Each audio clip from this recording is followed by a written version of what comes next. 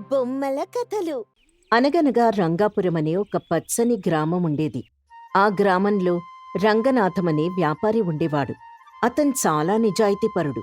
అతని భార్య రాజమ్మ మంచిదే కాని ఆమెకు అతివాగుడు అనే ఒకే ఒక్క చెడ్డ అలవాటు ఉంది. ఇంటి గుట్టు, పక్కింటి విషయాలు, భర్త వ్యాపార రహస్యాలు ఏదీ దాచుకోకుండా ఊరంతా చెప్పేస్తుంది. ఒకరోజు ఉదయం రంగనాథం అంగడికి వెళ్తుండగా రాజమ్మ పక్కింటి సుబ్బలక్ష్మి గారి కొత్త చీర గురించి గొప్పగా చెప్పడం మొదలుపెట్టింది. అప్పుడు రంగనాథం, బబ్బబ్బబ్బా! నీకెన్నిసార్లు చెప్పాలి? పక్కవాళ్ల విషయాలు మనకెందుకు? నా అంగడి కష్టసుఖాలెప్పుడైనా అడిగావా? అని మందలించాడు. అబ్బో, మీ కష్టం గురించి నాకు తెలీదా? పొద్దున వెళ్తారు, సాయంత్రం వస్తారు. అయినా నేను చెప్పేది వినండి. మొన్న మీరు సంతలో తక్కువ ధరకు మిరపకాయలు కొని వాటినిప్పుడు ఎక్కువ ధరకు అమ్ముతున్నారని నేనా కమలమ్మతో చెప్పాను. ఆమెమందో తెలుసా? రంగనాథం ఉలిక్కిపడి, ఏంటి? నువ్వా కమలమ్మతో ఆ విషయం చెప్పావా? అయ్యో, నా కొంప ముంచావు కదే! ఆమె భర్త ఎదురు వీధిలో ఉండే వ్యాపారి కదా! ఈ విషయం తెలిస్తే వాణ్ణాకన్నా తక్కువ ధరకమ్మి నా వ్యాపారం దెబ్బతీస్తాడు. అస్సలు నీకు వ్యాపార రహస్యాలు ఎందుకు చెప్పానో నన్ను నేను చెప్పుతో కొట్టుకోవాలి. అయ్యో, దానికెందుకండి అంత ఆందోళన? మన తెలివితేటలు 10 మందికి తెలిస్తే తప్పే ఉంది. మీ గొప్పతనం గురించే కదా చెప్పాను. నా గొప్పతనం ఏడ్చినట్టే ఉందిలే. దయచేసి నోరు మూసుకొనుండు. ఇంట్లో విషయాలు బయట చెప్పకని నీకు దండం పెట్టి మరీ చెప్తున్నాను. రంగనాథన్ తల బాదుకుంటూ అంగడికి వెళ్ళాడు. రాజమ్మ మాత్రం తన పద్ధతి మార్చుకోలేదు. ఆ రోజు సాయంత్రం రంగనాథం అంగడిలో కూర్చునుండగా ఒక కొనుగోలుదారుడు వచ్చాడు. అప్పుడే వచ్చిన కొనుగోలుదారుడు రంగనాథంతో ఇలా అంటాడు. ఏవయ్యా రంగనాథం, మిరపకాయలు కిలో ఎంత? కిలో 20 రూపాయలు బాబు. ఏంటి, 20 రూపాయలా?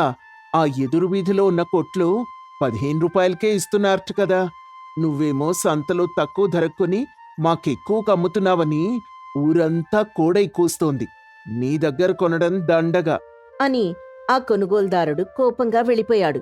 రంగనాథానికి అర్థమైపోయింది, ఇదంతా తన భార్య పుణ్యమేనని. ఇంటికి వెళ్ళాక రాజమ్మను గట్టిగా మందలించాడు. కాని రాజమ్మ, నేనేం కావాలని చేయలేదు కదా అని సర్ది చెప్పుకుంది. కొన్ని రోజులు గడిచాయి. రంగనాథం ఒక కొత్త వ్యాపార పథకం వేశాడు. పక్కూరు నుంచి నాణ్యమైన బియ్యం తెప్పించి వాటిని తక్కువ లాభానికమ్మి ఎక్కువ మందిని ఆకర్షించాలని అనుకున్నాడు. ఈ విషయం భార్యకు తెలిస్తే మళ్లీ రచ్చ అవుతుందని భయపడ్డాడు. కాని సాయంత్రం ఇంటికి రాగానే రాజమ్మ మాటల్లో పెట్టి ఆ విషయం లాగేసింది. ఏవండి, ఈ మధ్య ఏదో దీర్ఘంగా ఆలోచిస్తున్నారు. ఏదైనా కొత్త సరుకు తెస్తున్నారా? అవునే, ఈసారి కృష్ణాపురం నుంచి మంచి బియ్యం తెప్పిస్తున్నాను. అవి చాలా రుచిగా ఉంటాయి. కానీ ఈ విషయం ఎవ్వరికీ చెప్పకు. ముఖ్యంగా ఆ పక్కింటి చిన్నమ్మగారికి అస్సలు చెప్పకు. అయ్యో, నేనెందుకు చెప్తానండి? నా నోట్లో నువ్వు గింజ వేస్తే నానదు. మీరు నిశ్చింతగా ఉండండి. మరుసటి రోజు ఉదయం రాజమ్మ బిందె తీసుకుని మంచినీళ్ల బావి దగ్గరకు వెళ్ళింది. అక్కడ పక్కింటి చిన్నమ్మగారు, ఎదురింటి రంగమ్మ, ఇంకా 4 ఆడవాళ్లున్నారు. వాళ్ళని చూడగానే రాజమ్మకు నోరాగలేదు. ఏవే రంగమ్మ, మీ ఆయన ఇంకా రేషన్ బియ్యమే తెస్తున్నాడా? మా ఆయన చూడు, కృష్ణాపురం నుంచి ప్రత్యేకంగా బియ్యం తెప్పిస్తున్నాడు. అవి మల్లెపూలలా ఉంటాయట. అవునా? ఎంత కమ్ముతారట? మా ఆయన చాలా తెలివైనవాడు. అందరికన్నా తక్కువ ధరకే అమ్ముతాడు. ఎందుకంటే ఆయన ఆ ఊరి రైతుల దగ్గర నేరుగా కొంటున్నాడు కదా. ఈ విషయం ఎవరికీ చెప్పకండే, మళ్ళీ మా ఆయన నన్ను తిడతాడు. మేమెవరికి చెప్తామే? మా కడుపులో దాచుకుంటాన్లే. రాజమ్మ బావి దగ్గర చెప్పిన విషయం గంటలో ఊరంతా పాకింది. ఈ విషయం ఆ ఊర్లో ఉన్న దళార్లకు తెలిసింది. వాళ్ళు వెంటనే కృష్ణాపురం వెళ్లి రంగనాథం కన్నా ఎక్కువ ధరిస్తామని చెప్పి ఆ బియ్యం బస్తాలన్నీ కొనేశారు. రంగనాథం అక్కడికి వెళ్లేసరికి ఒక్క గింజ కూడా మిగల్లేదు. రంగనాథం నిరాశపడి ఇంటికొచ్చాడు. రంగనాథం ఆవేదనగా, రాజమ్మ, నిన్ను నమ్మి చెప్పినందుకు నాకు తగిన శాస్తి జరిగింది. నా వ్యాపారం మొత్తం దెబ్బతింది. ఆ దళార్లు సరుకు మొత్తం ఎత్తుకెళ్ళిపోయారు. ఇదంతా నీ అతివాగుడు వల్లే. అయ్యో, నేను బావి దగ్గర మాటల సందర్భంలో చిన్నగా చెప్పానంతే అండి. వాళ్ళు ఇంతలా చాటింపు వేస్తారని నాకేం తెలుసు. అయినా పోతే పోయిందిలేండి, ఇంకో చోట్నుంచి తెచ్చుకుందాం. వ్యాపారం అంటే ఆటలనుకుంటున్నావా? ఇలా అయితే మనం రోడ్డున పడ్డం ఖాయం. నీకెలాగైనా బుద్ధి చెప్పాలి. రంగనాథం ఆ రాత్రంతా ఆలోచించాడు. నా భార్యకి ఒక గుణపాఠం నేర్పాలి. తన అతివాగుడు వల్ల ఎంత అనర్థం జరుగుతుందో తనకు ప్రత్యక్షంగా చూపించాలి. అప్పుడే తను మారుతుంది. మరుసటి రోజు ఉదయం రంగనాథం ఒక నాటకానికి తెరలేపాడు. అతని అంగడి నుంచి ఒక సంచిలో మామూలు రాళ్లను తీసుకొనొచ్చాడు. వాటిని వంటింట్లో ఒక మూల దాచాడు. రాజమ్మ వచ్చే సమయానికి చాలా రహస్యంగా ఏదో చేస్తున్నట్టు నటించాడు. ఏమండి, ఏం చేస్తున్నారక్కడ? ఆ సంచిలో ఏముంది? ఎందుకంత రహస్యంగా దాస్తున్నారు? రంగనాథన్ నటిస్తూ, ష్! మెల్లగా మాట్లాడు రాజమ్మ. ఎవరైనా వింటారు. తలుపులు వేసిరా, చెప్తాను.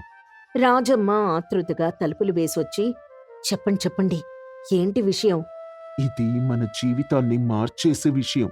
కానీ నువ్వెవరికైనా చెప్పావంటే మన పీకల మీదకొస్తుంది. ప్రమాణం చెయ్యి, ఎవ్వరికీ చెప్పనని. అమ్మ తోడు అయ్య తోడు, ఎవ్వరికీ చెప్పనండి. చెప్పండి చెప్పండి. చూడు రాజమ్మ, వ్యాపారంలో లాభాలు రావడం తగ్గిపోయింది కదా. అందుకే నేనొక కొత్త పద్ధతి కనిపెట్టాను. ఈ సంచిలో ఉన్నవి మామూలు రాళ్ళు కాదు. ఇవి ఒక సాధువుగారు మంత్రించి ఇచ్చిన రాళ్ళు. వీటిని కనుక మనం కందిపప్పులు కలిపితే ఆ పప్పు బరువు రెట్టింపవుతుంది. కాని తినేవాళ్లకు అస్సలు తెలియదు. అచ్చం పప్పులాగే ఉడికిపోతుంది. ఈ రోజు రాత్రి నేనంగళ్ళో ఉన్న పప్పు బస్తాల్లో ఈ రాళ్లని కలపబోతున్నాను. రేపట్నుంచి మనకు లాభాలే లాభాలు.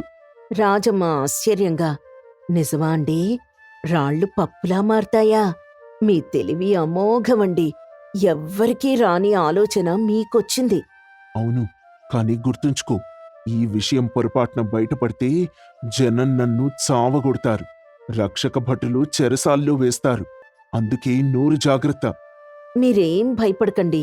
ఈ విషయం నా కడుపులోనే దాచుకుంటాను. రంగనాథం ఆ రాళ్ల సంచిని తీసుకొని అంగడికి వెళ్ళిపోయాడు. రాజమ్మకు మాత్రం ఆగడం లేదు. మా ఆయన ఎంత తెలివైనవాడు! రాళ్లని పప్పుగా మార్చేస్తున్నాడు. ఈ విషయం ఎవరికైనా చెప్పకపోతే నా తల పగిలిపోతుంది అని మనసులో అనుకుంది. సాయంత్రమైంది. పక్కింటి చిన్నమ్మగారు కూరగాయలు అడగడానికి రాజమ్మ దగ్గరకొచ్చింది. ఏమి రాజమ్మ, కొంచెం కరివేపాకుంటే ఇస్తావా? "హ, రండి చిన్నమ్మగారు, కూర్చోండి. కరివేపాకేం భాగ్యం? బోల్డంత ఇస్తాను. అసలు విషయం తెలుసా మీకు? మా ఆయన ఈ మధ్య ఎంత బాగా సంపాదిస్తున్నారో. అవునా? వ్యాపారం బాగా సాగుతోందా?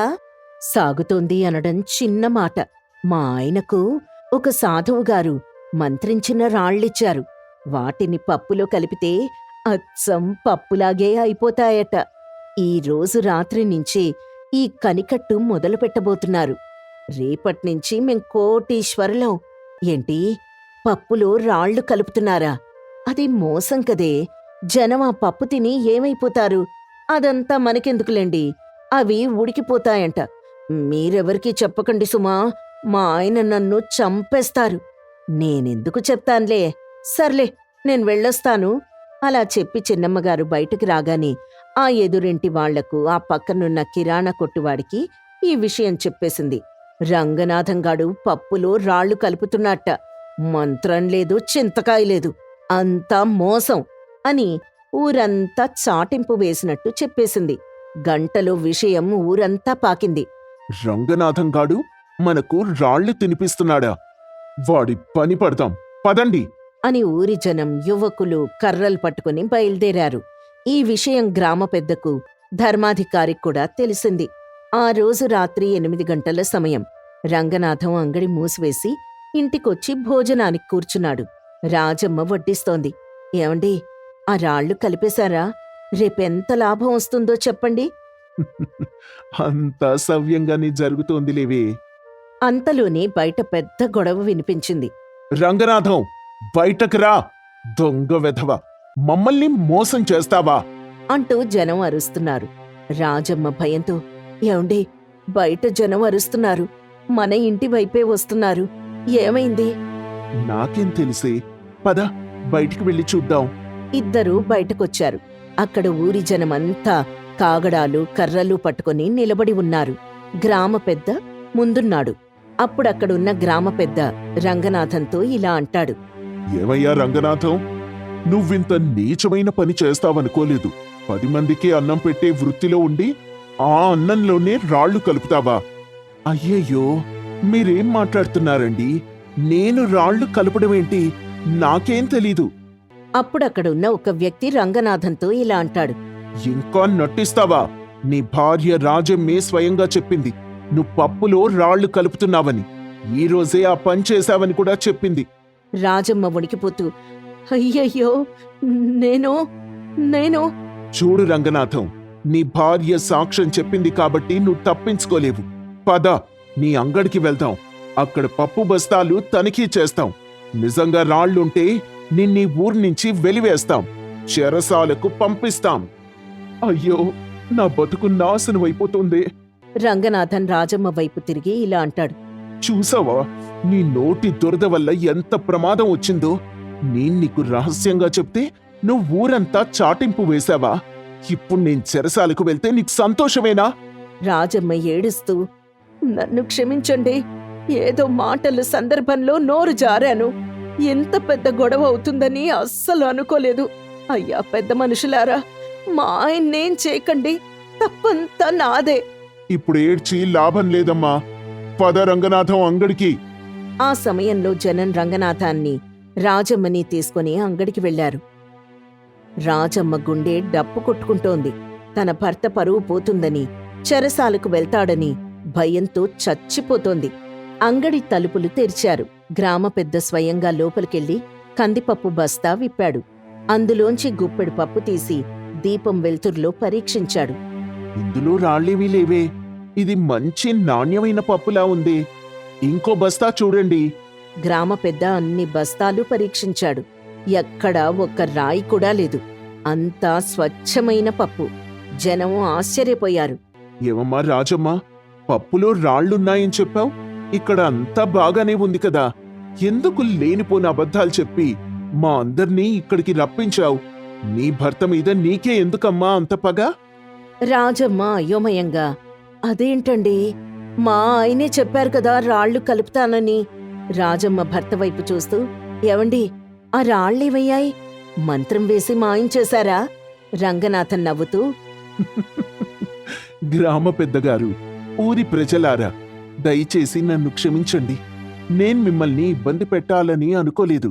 ఇదంతా నేనాడిన ఒక చిన్న నాటకం. నాటకమా? ఏంటి దీనర్థం? అవునయ్యా, నా భార్య రాజమ్మకు నోటి దురదెక్కువ. నా వ్యాపార రహస్యాలు, ఇంటి విషయాలు, ఊరి గొడవలు అన్నీ అందరికీ చెప్పేస్తోంది. దానివల్ల నా వ్యాపారం దెబ్బతింది, పరువు పోయింది. ఎన్నిసార్లు చెప్పినా ఆమె మారలేదు. అందుకే ఆమె అతివాగుడు వల్ల ఎంత ప్రమాదం జరుగుతుందో ఆమె కళ్ళకు కట్టినట్టు చూపించాలనుకున్నాను. అందుకే నేను రాళ్లు కలుపుతున్నానని ఒక అబద్ధం చెప్పాను. ఎవరికీ చెప్పకు, ప్రమాదం అని హెచ్చరించాను. కాని చూసారా, నేను చెప్పిన గంటలోపే విషయం మీ అందరికీ తెలిసిపోయింది. మీరంతా నన్ను కొట్టడానికొచ్చారు. ఒకవేళ నిజంగా ఏదైనా రహస్యం ఉండుంటే ఈ పాటికి నా బతుకేమయ్యేది? రంగనాథన్ రాజమ్మతో ఇలా అంటాడు. చూసావా రాజమ్మ, నీ నోటి వల్ల నేను దాదాపు చెరసాలకు వెళ్ళేవాణ్ణి. జనం నన్ను దొంగ అని తిట్టారు. ఇదంతా నీ అతివాగుడు వల్లే కదా. ఇప్పటికైనా నీకర్థమైందా? రహస్యమంటే దాచుకోవాలి కాని చాటింపు వేయకూడదు. నోరు మంచిదైతే ఊరు మంచిదవుతుంది. రాజమ్మకు విషయం పూర్తిగా అర్థమైంది. తన భర్త తనను మార్చడానికే ఇదంతా చేశాడని తెలుసుకుంది. జనం ముందు తన భర్తను దోషించేసినందుకు సిగ్గుపడింది. రాజమ్మ కన్నీళ్లతో, నన్ను క్షమించండి, నా తప్పు నాకు తెలిసింది.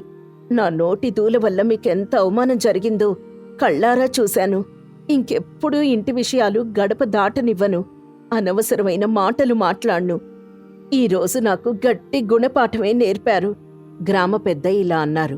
రంగనాథం, నువ్వు చేసింది కొంచెం సాహసంతో కూడిన పనే అయినా నీ భార్యను మార్చడానికి మంచి ఉపాయం చేశావు. రాజమ్మ, చూశావుగా, నీ భర్త ఎంత మంచివాడు. ఇంకనైనా నోరు అదుపులో పెట్టుకో, లేదంటే నిజంగానే ఎప్పుడో ఒకప్పుడు చిక్కుల్లో పడతావు. అప్పుడక్కడున్న జనం ఇలా అంటారు.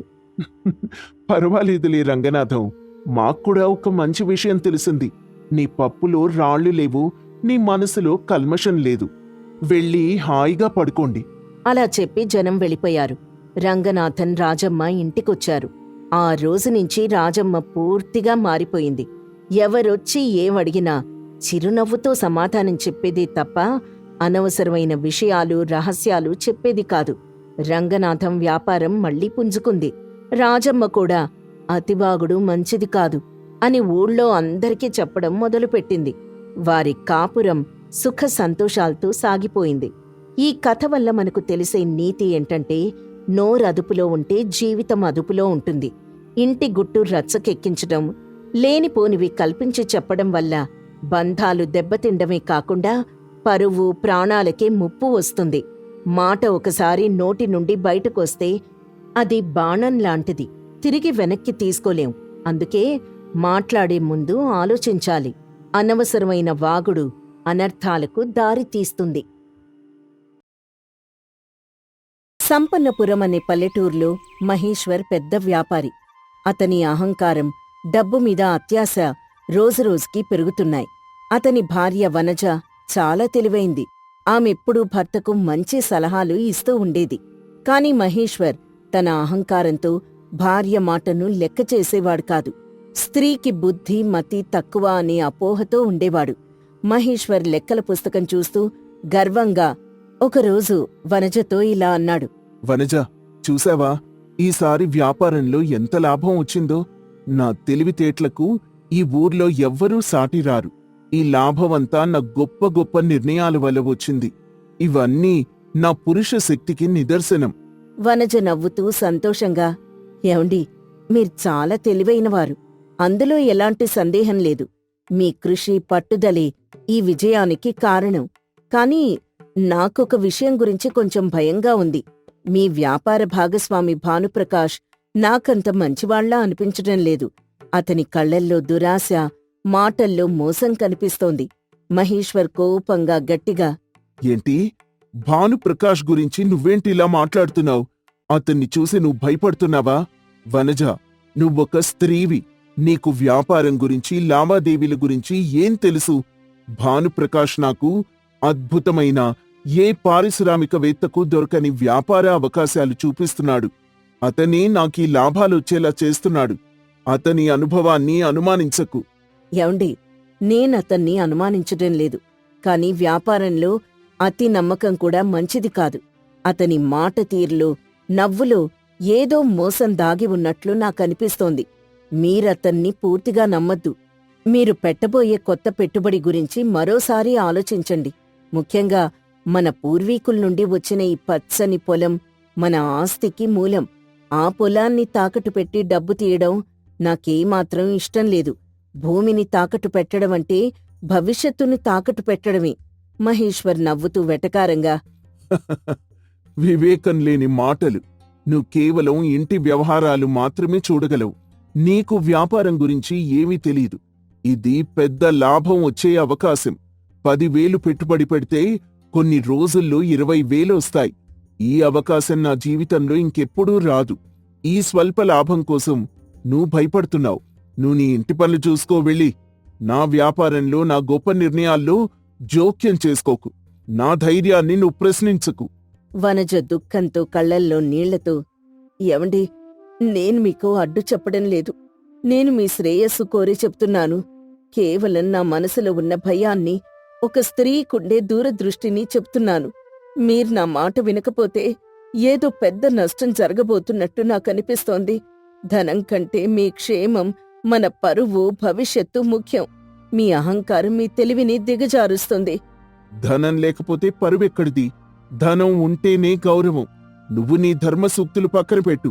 నేనీ రోజు భానుప్రకాష్తో కలిసి వెళ్ళి ఆ పొలాన్ని తాకట్టు పెట్టి డబ్బు తీసుకుంటాను.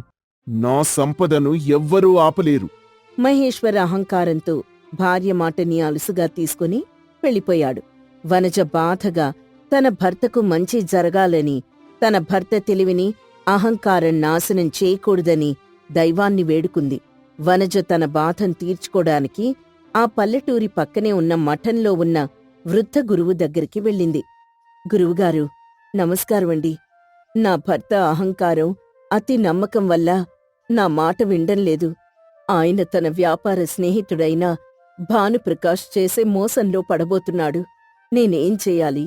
ఆయనకు పెద్ద నష్టం జరగకుండా ఎలా కాపాడాలి? అమ్మా, నీవు చాలా తెలివైన దానివి. నీ భర్తకు తెలియని దూరదృష్టి నీకుంది. పురుషుడు శక్తికి ప్రతీక, స్త్రీ జ్ఞానానికి ప్రతీక. భర్త అహంకారం, మోహంతో కళ్ళు మూసుకుంటే భార్య కళ్ళు తెరిచి ఉంచాలి.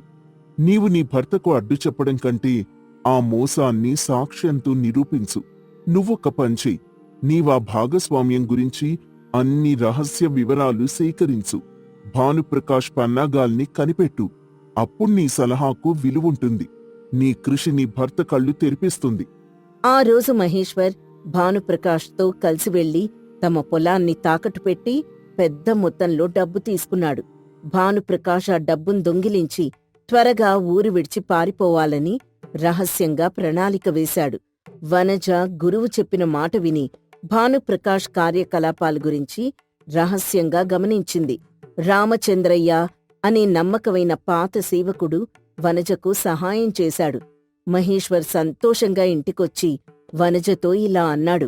వనజ, చూడు ఎంత డబ్బొచ్చిందో. నువ్వు భయపడ్డావు కదా, ఈ డబ్బుతో మన వ్యాపారం ఇంకో 10 రెట్లు పెరుగుతుంది. ఇప్పుడు నువ్వు నన్ను గౌరవిస్తావు చూడు. యాండి, డబ్బుని జాగ్రత్తగా ఉంచండి. నాకు భానుప్రకాష్ మాటలు అబద్ధంలా అనిపిస్తున్నాయి. అతనేదో కుట్ర పన్నుతున్నట్టు నా మనసు చెప్తోంది. అతనిక్కడి వర్తకుడితో మాట్లాడకుండా పట్టణంలో ఉన్న నకిలీ వర్తకుణ్ణి ఒప్పించడానికి చూస్తున్నాడు. మహేశ్వర్ కోపంగా చిరాగ్గా, మళ్ళీ అవే పాత మాటలా? నువ్వు నా అదృష్టాన్ని చూడలేకపోతున్నావు. భానుప్రకాష్ ఒక పెద్ద పట్టణ వర్తకుడితో వ్యాపారం గురించి మాట్లాడ్డానికి వెళ్ళాడు. నువ్వనవసరంగా భయపడకు. నీ అనుమానం వల్లే నాకు నిద్ర పట్టడం లేదు. వనజ నిర్భయంగా సాక్ష్యం చూపిస్తూ, నేను భయపట్టం లేదండి. నేను మన భవిష్యత్తు గురించి ఆలోచిస్తున్నాను. భానుప్రకాష్ ఆ పెద్ద పట్టణ వర్తకుడితో మాట్లాడలేదు. అతను నకిలీ కాగితాలు సృష్టించాడు. మన సేవకుడు రామచంద్రయ్య ఆ నకిలీ కాగితాలు చూశారు. దయచేసి మీరు నా మాట విని వెంటనే మీ భాగస్వామ్యం నుండి బయటికి రండి. ఆ పొలం తాకట్టు పత్రాలు ప్రమాదంలో ఉన్నాయి. మహేశ్వర్ గట్టిగా నవ్వి అహంకారంతో, నువ్వు నమ్మదగిన సేవకుని మాట వింటున్నావా? నా వ్యాపార భాగస్వామిని నమ్మకుండా ఒక సేవకుని మాట నమ్ముతున్నావా? ఈ విషయం ఎవ్వరికీ చెప్పకు. నా పరువు పోతుంది. నా నిర్ణయాలు ఎప్పటికీ మారవు. గుర్తుంచుకో. ఎవండి, భానుప్రకాష్ ఈ రాత్రికి ఈ ఊరు విడిచి పారిపోవడానికి సిద్ధమవుతున్నాడు. దయచేసి మీరు నా మాట విని ఆ డబ్బును తీసుకొని ఈ మోసాన్ని గ్రామ పెద్ద ముందు తేల్చండి. మీరు నిద్ర లేవకముందే ఆ మోసగాడు పారిపోతాడు. మహేశ్వర్ అహంకారంతో, చూడు వనజ, నీ మాట వినను. నా అహంకారం ఒప్పుకోదు. నువ్వు అనవసరంగా నా భాగస్వామిని దూషిస్తున్నావు. నువ్వు నిజంగా ఈ మోసాన్ని నిరూపించాలంటే ఏదో ఒక విధంగా నిరూపించి చూపించు. నేను రేపుదయం అతనితో మాట్లాడతాను. నీ తెలివి కంటే ఎప్పటికైనా నా తెలివే గొప్పది. గుర్తుంచుకో. మహేశ్వర్ భార్య మాటను పూర్తిగా తిరస్కరించాడు. వనజకు వేరే మార్గం కనిపించలేదు. వనజ వెంటనే గ్రామ పెద్ద దగ్గరకు వెళ్లి తన భర్త అహంకారం, చేసిన తప్పును, భానుప్రకాష్ మోసాన్ని సాక్ష్యాలతో వివరించింది. గ్రామ పెద్ద వనజ తెలివికి, ధైర్యానికి ఆశ్చర్యపోయారు.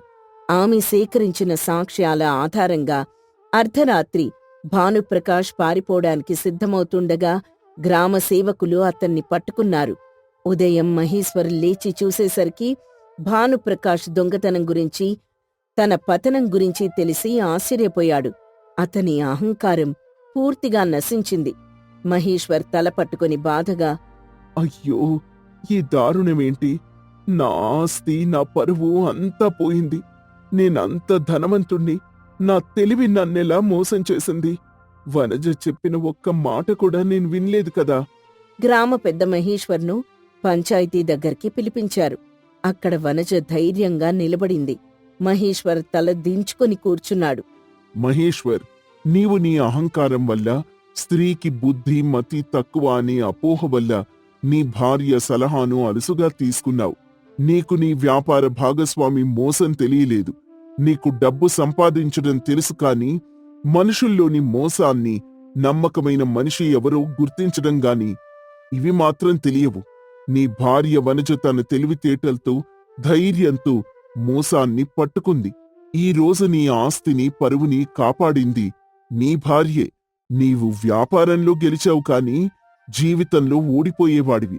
మహేశ్వర్ తలదించుకొని కళ్లల్లో నీళ్లతో, అయ్యగారు, నా తప్పుని నేను ఒప్పుకుంటున్నాను. నా అహంకారమే నన్ను నాశనం చేసింది. నేను వనజ మాట విని ఉంటే నా జీవితం నాశనమయ్యేది కాదు. నా జ్ఞానంలోనే లోపం ఉంది. వనజ వినయంగా, ప్రేమగా, ఏమండి, మీరు బాధపడకండి. నేను మీ సలహాల్ని ఎప్పుడూ గౌరవిస్తాను. మీరు నా మాట వింటే చాలు. మన కుటుంబం సురక్షితంగా ఉంటుంది. వనజ, నన్ను క్షమించు.